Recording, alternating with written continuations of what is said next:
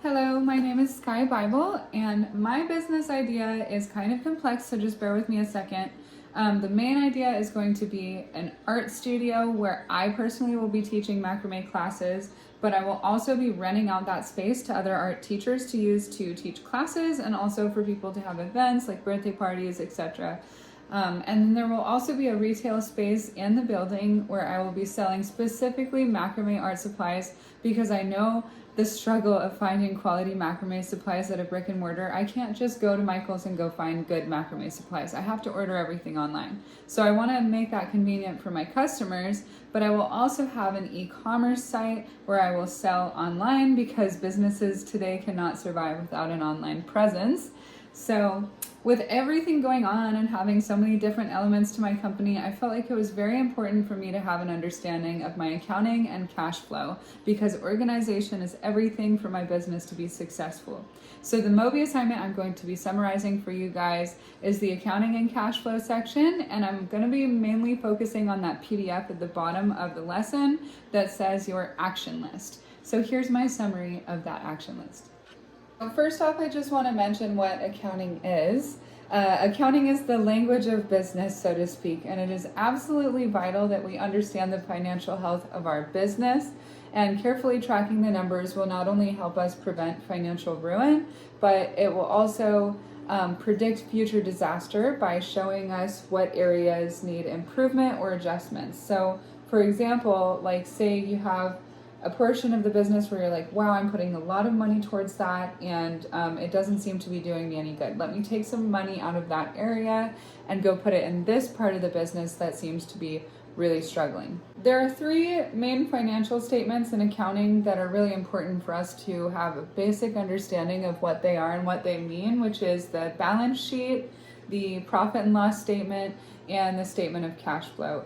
So you're not going to be an accountant, right? Because you're the business owner. So it's really important that you decide to gather an accounting team where you can delegate these tasks to professionals who do this for a living, right? So we need to have this basic understanding because we're going to be delegating tasks to these professionals. And in order for us to have proper communication with them, we need to have a basic understanding of what it is they're doing. The first person you want on your accounting team is a bookkeeper, and there are several ways to track bookkeeping as far as like you could do pen and paper, spreadsheets, or an online software. Personally, for the advancement of technology and the fact that I love technology, I would definitely go with an online software. But when you do that, you need to make sure that you're picking a software that is a good one and make sure that you know and understand how it works because this is how you're going to communicate with your bookkeeper. So you need to have a good understanding. That way communication is flowing well and it goes into the success of your business. Next, you'll want to select a tax accountant, and there are two different types. There is an EA and a CPA, so enrolled agent and a certified public accountant, which is the only one I ever knew of. But it turns out that a CPA has more skills and abilities to work with larger corporations that you likely won't need, so it'll be more sufficient for both you and the employee to just hire an enrolled agent, and then later on down the road as your business grows, you'll get a CPA. The next thing you want to consider is your payroll provider. If you have employees, then this software will help you pay your employees and also ensure that you're covering the proper taxes and fees throughout your payroll process. As your business grows, you may need to actually hire someone to do this, but for a small business like myself, the software should be sufficient enough that you don't need to have an extra employee to cover this task at the time. As it grows, you would consider hiring somebody. The next thing you want to do is start a banking relationship. So a bank is not just some place that you keep your money, but a valuable relationship that can offer you resources and solutions to help your business grow. A good banker can help you access credit, lower fees, or connect you to wealth management professionals.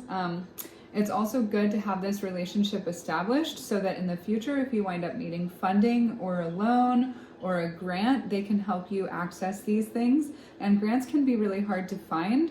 So I couldn't just look it up on the internet because it is such a popular thing and everybody's looking for it, that a banker is going to help point you in the right direction where you can avoid, getting scammed or running into fraud.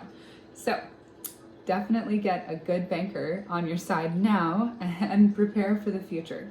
The last thing I quickly wanted to touch on is your internal controls, which is the policies, processes, and procedures that you set up for your business to avoid mistake, fraud, and wasted resources, and to ensure the accuracy of the financial reports being produced.